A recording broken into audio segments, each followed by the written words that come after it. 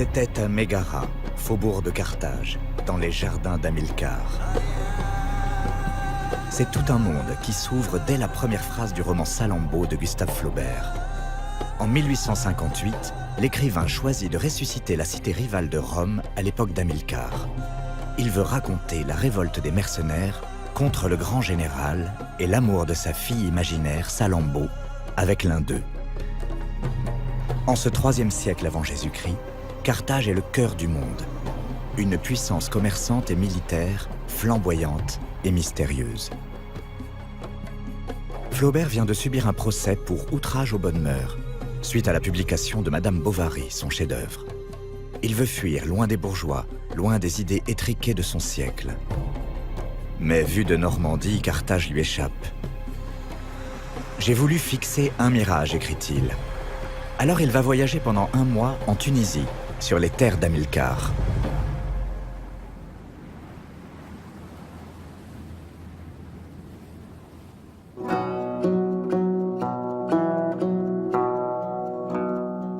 Le 24 avril 1858, l'écrivain débarque au petit port de la Goulette, dans les faubourgs de Tunis. Cela fait des mois qu'il se documente sur l'histoire de Carthage. Mais en arrivant à Tunis, il est d'abord avide de sensations. Je ne pense nullement à mon roman, je regarde le pays, voilà tout, et je m'amuse énormément, écrit-il ainsi à un ami.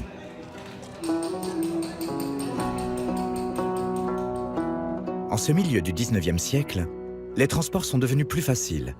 Le voyage en Orient est un rituel chez les écrivains, fascinés par la différence. Certains y puisent de quoi justifier la colonisation, mais ce n'est pas le cas de Flaubert. L'originalité de Flaubert consiste dans le fait qu'il rejette toutes les considérations idéologiques et racistes. Donc pour lui, qui refuse toutes sortes de nationalisme et de patriotisme, il faut qu'il y ait une ouverture sur l'autre. Dans l'Orient, il ne voit pas un monde qu'il faut coloniser pour civiliser. Ça, c'était le discours de l'époque. Non, il voit plutôt je cite, une grandeur qui s'ignore. Flaubert se délecte par avance en créant le personnage de Salammbô. Outrageusement belle et sensuelle, la fille imaginaire d'Hamilcar est l'anti-Madame Bovary. Comme dans les tableaux de l'époque, elle réunit les clichés de la femme orientale, fantasmée par la jante masculine d'un monde occidental très prude.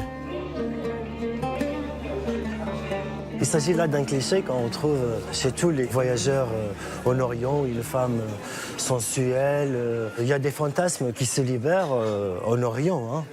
Contrairement à un cadre normatif occidental. Pour eux, l'Orient, c'est la libido qui se libère. Hein. C'est ce qui attire les voyageurs aussi. L'originalité de Flaubert, c'est d'avoir ajouté à tous ces clichés la dimension artistique. Il a transformé l'Orient en objet d'art.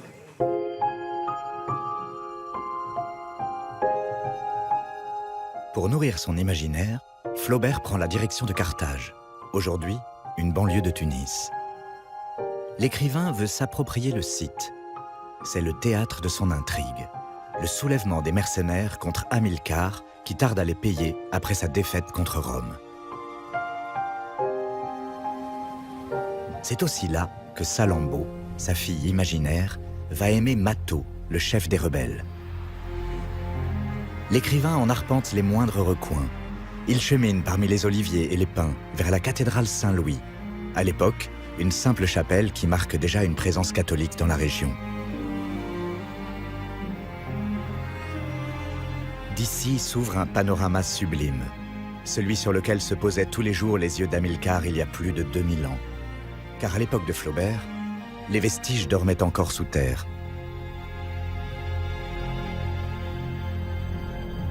Ce que Flaubert a pu voir et ce qu'il a décrit à l'époque, c'était plutôt un site naturel. Et il voyait jusqu'au-delà du Beaucornine, c'est-à-dire de cette montagne à 2 cornes qui est au fond du paysage, il voyait y compris vers la région de Zagouan, qui est un peu plus loin, à peu près 40 km plus loin. Ces ruines n'étaient pas découvertes et les champs d'investigation du côté de Carthage se faisaient surtout en contrebas de la colline de Byrsa. Et il arrivait très fréquemment que des agriculteurs trouvent sur leur terrain des pièces et qu'ils alertent à ce moment-là les spécialistes de l'archéologie de l'époque et leur demandent de venir voir ce dont il s'agissait. Dans ces carnets, qui serviront de base au roman, c'est d'abord en esthète que Flaubert observe la topographie et les couleurs sublimées par la lumière méditerranéenne. La mer en face à droite et à gauche bleue, le soleil y fait rouler des étoiles. Des nuages sur le sommet de la Mamenlif qui a l'air en bronze rouge par la base, brun doré en dessous.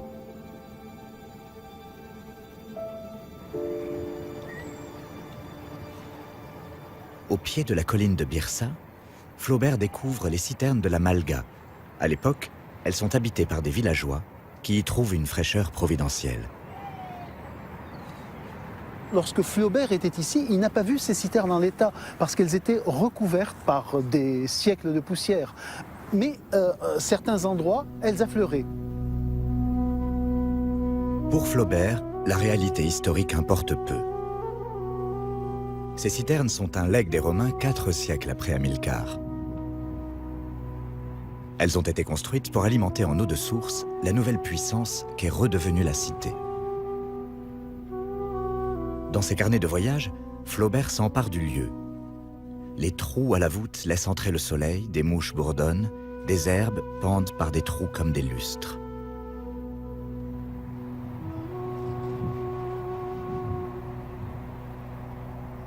Mais dans Salammbô, exit la source. Les citernes s'assèchent. Carthage est à genoux, assiégée par les mercenaires. Pour Flaubert, il y avait dans la majesté des citernes, dans la majesté de tout ce qu'il a pu entrevoir dans la ville de Carthage, de quoi fantasmer entre guillemets en tant qu'écrivain, c'est-à-dire de quoi nous rendre une ville dans toute sa splendeur, dans sa puissance, et en même temps nous inviter à réfléchir sur le destin et la fatalité du destin de chaque nation. Regardez, tout est vanité finalement, c'est ce qu'il nous dit dans Salammbô.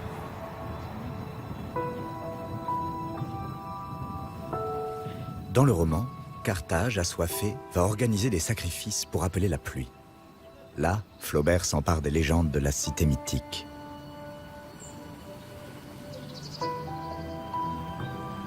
Au moment de son voyage, cela fait déjà 4 décennies que les archéologues sont à la recherche du sanctuaire des enfants, le Tophet. Le lieu le plus mythique de Carthage ne sera découvert qu'en 1922. Aujourd'hui, toutes les pierres n'ont pas encore parlé. Une multitude de petites tombes. C'étaient leurs propres enfants que les Carthaginois auraient sacrifiés à leurs dieux. Flaubert en fait une scène clé de son roman. Regardez, là c'est un sarcophage. C'est un sarcophage enterré, plein de terre.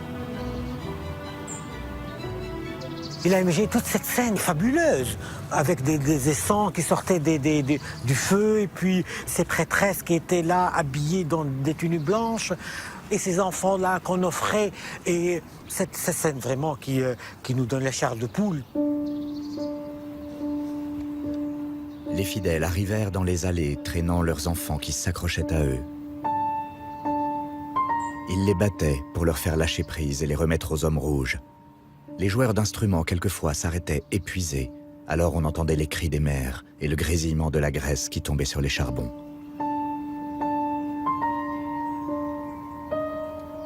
Il y a une polémique là-dessus, historiquement parlant. Est-ce que les enfants qu'on a trouvés dans ces sarcophages-là, est-ce qu'ils étaient offerts vivants? Ça veut dire, il y a eu le sacrifice des enfants, ou bien c'était seulement, comme disent d'autres historiens, que c'était plutôt des morts-nés qu'on rendait à la divinité pour demander un vivant bien portant à la place.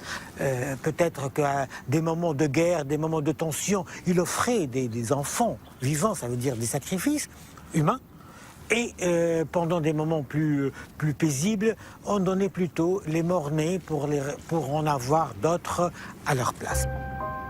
Quand même, Flaubert s'est créé une image comme il le voulait.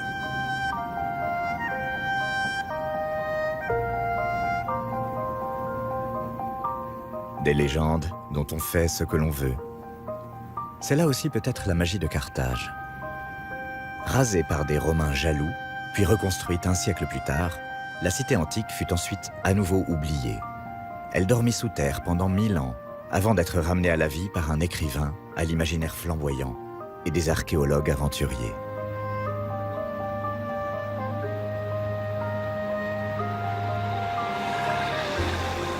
Aujourd'hui, Carthage appartient au monde entier, mais pour les Tunisiens, c'est un peu plus compliqué.